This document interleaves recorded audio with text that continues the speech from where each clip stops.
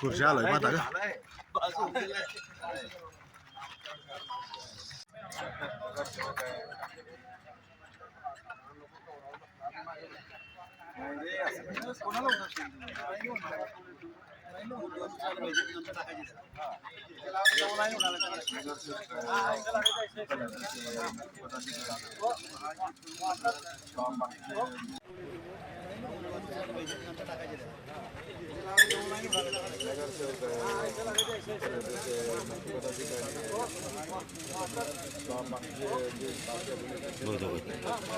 भुसावळमध्ये आदरणीय देवेंद्रजी फडणवीस यांची जाहीर सभा आयोजित केली गेलेली आहे रक्षाताई यांच्यासाठी।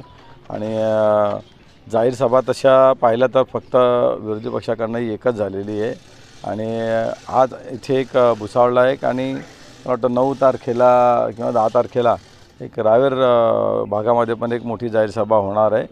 आमच्या इथे जनरली भुसावळ तालुक्याचे बहुतांशी लोक येतील, आजूबाजूच्या तालुक्यातनं येतील। किमान 15 ते 20 हजार लोकांची सभा ही होईलच इथे।